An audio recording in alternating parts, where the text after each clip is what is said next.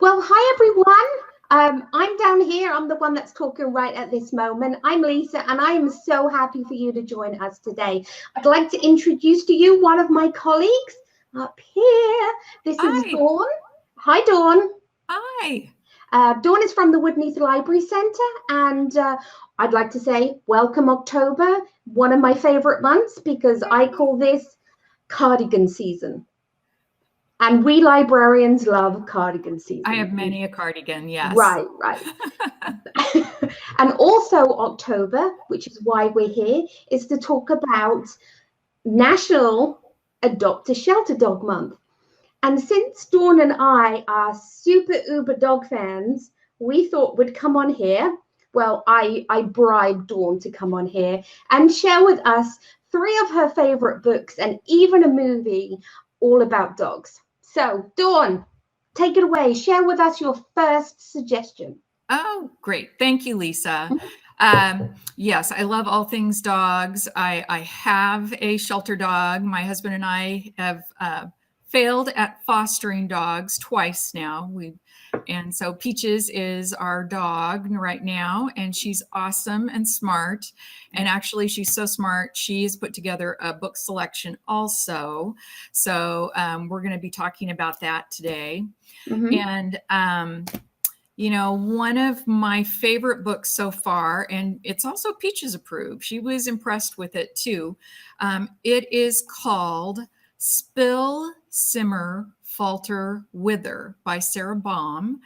And actually, that is spring, summer, fall, winter. It is a book that takes place in Ireland in a little village.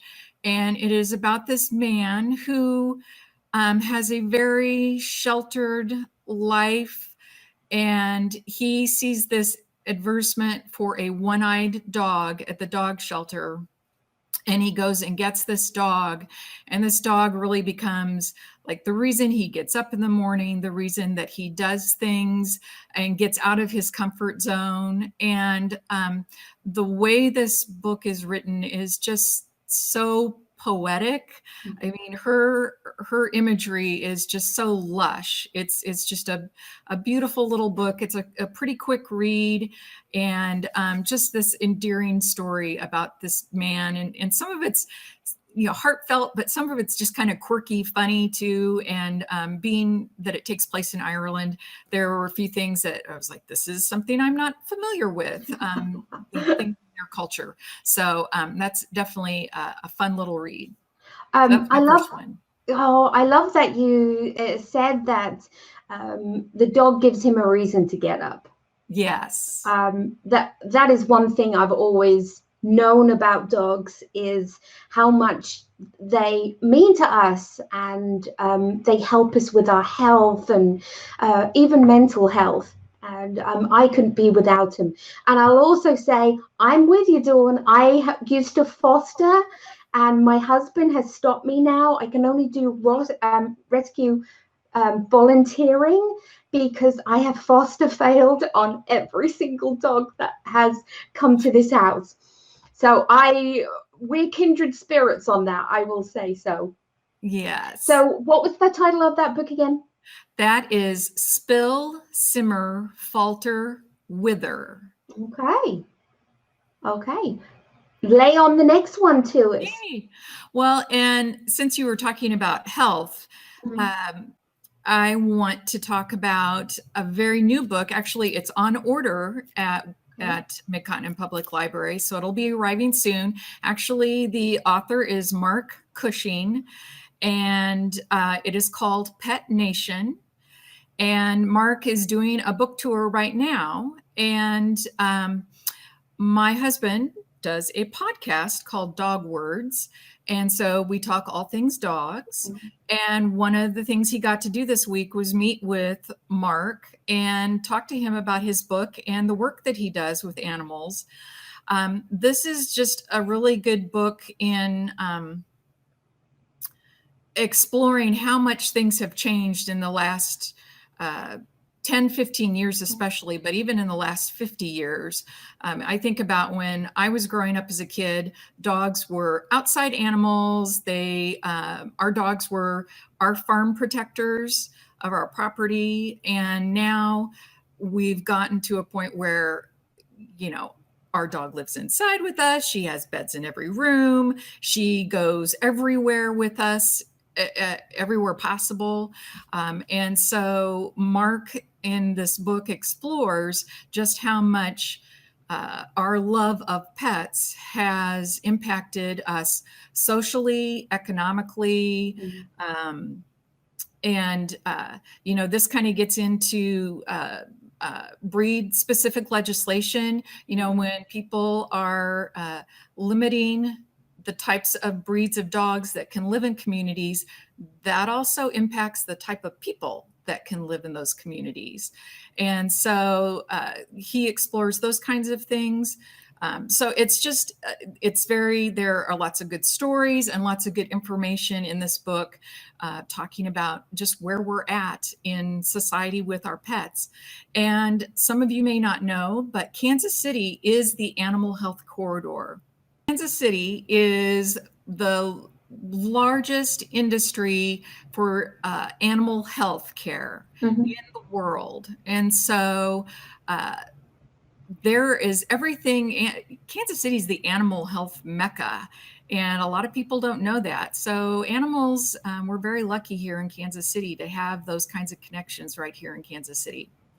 So, and the library, I will say, has lots of great new books just in the last few years that really address the kinds of things about pets and how much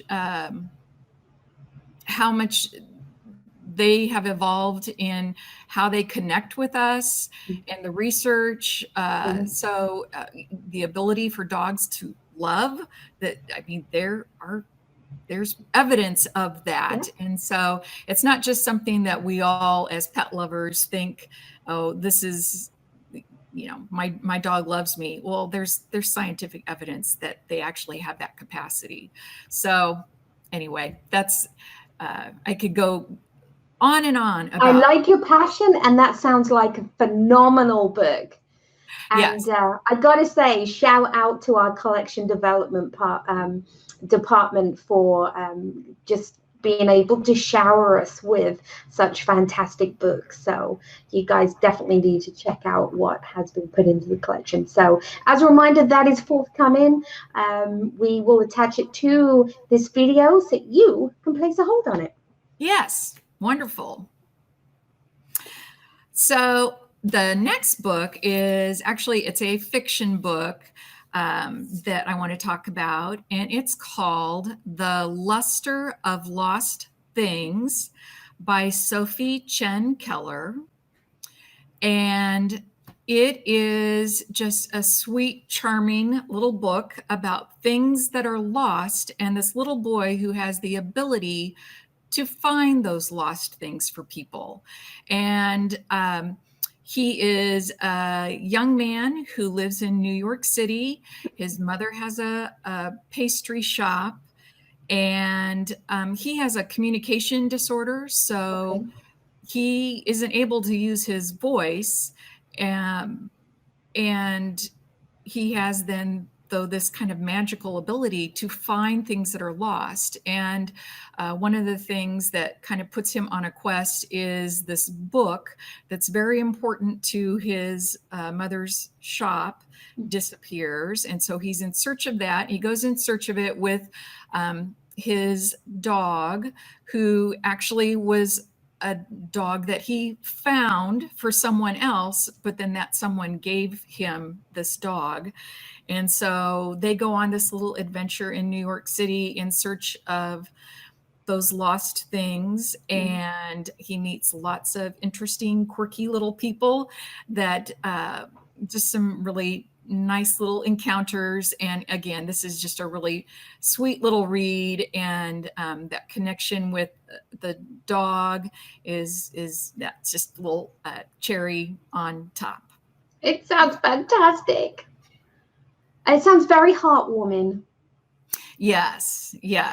And yeah. And, you know, it's always that interesting thing of so he has this ability to find things for other people, but the challenge of finding the things that are lost to him, it's there's that other element of, it's kind of that whole we do things for others, but we aren't able to do things for ourselves sometimes. Right. Oh, I get that. I can give out good information, and usually it's returned with, yes, Lisa, you need to take some of your own advice. So Yeah. yes, absolutely. We are notorious for that. Now you do have a video suggestion, and which we have in the collection, a DVD, and we were talking about it first before we came on here to record, and it sounds fantastic. Yes. Dawn, tell everybody about it. It's called Well Groomed.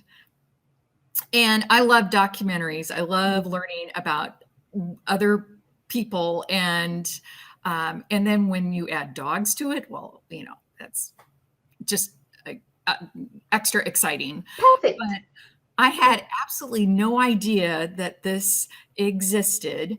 Well Groomed is a documentary that follows several different women who are pet groomers, dog groomers, but they do it. They do competitions for dogs that are groomed, basically turned into works of art. So their hair is dyed, they are sculpted. So it's usually like the big fluffy poodles. They are sculpted into works of art. And then they go to these competitions across the country, and it becomes this kind of pageant thing where they have time on the stage that they have to do their artistic work, and then they turn around and have a few minutes to like put costumes on and present their dog. And so that whole thing is just fascinating to me. But then also the different women that they follow, it goes from one woman who is, it appears very well to do, that they have a ranch, they have a really good dog grooming business, and then to another person who's kind of made her I don't know, fortune, but she's done really well in selling the products that like dye the dog's hair. And she does all these training classes for people that are interested in this. To another young woman who just bought a dog grooming shop and is really struggling. And just to see their desires and passions and what links they'll go to go to these competitions, it was just fascinating. And the dogs are gorgeous. And it also kind of covers the, some people are like, this is not cool. This is like torturing the animal. And they're like, no, this dog loves doing this. And you can see that in some of the dogs that they show, just how much they love being on display. So fascinating little kind of subculture that we explore in Well Groomed. That sounds just fascinating. And when you said a documentary, I instantly want to say dog-umentary. Yes, it is a dog-umentary. Those are some fantastic suggestions, but everybody, we have even more. Dawn and her best friend, her daughter, I always call them my daughters. Yeah. Peaches, tell us about Peaches. Peaches Delight is a little pitty mix who she is going to be 14 in November. We adopted her when she was 9. And she just has the most bubbly little personality. She is a social butterfly, loves people, loves other dogs. She's a fashionista. We call her a model dog because she loves to put on clothes. She is also, she loves to travel. She kind of likes the finer things in life. So when you look at her list of books, you're going to see that.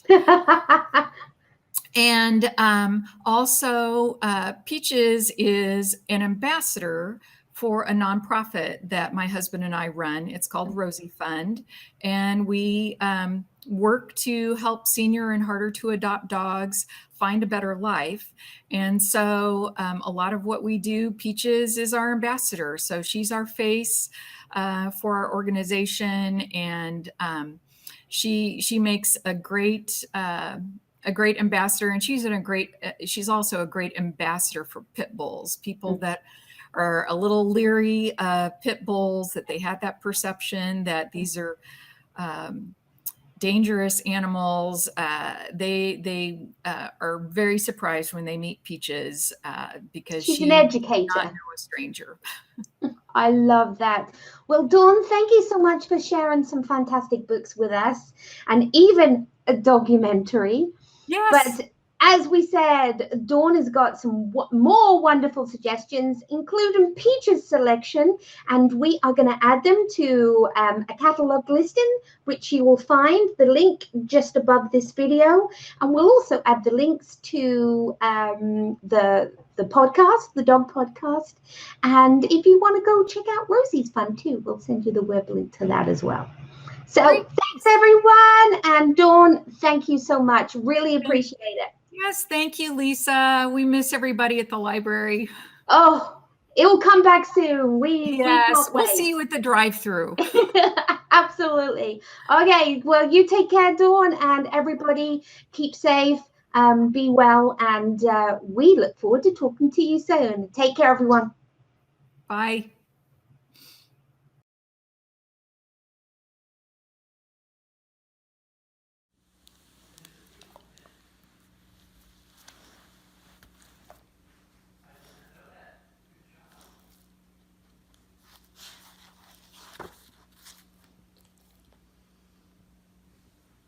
What you reading there, Peaches?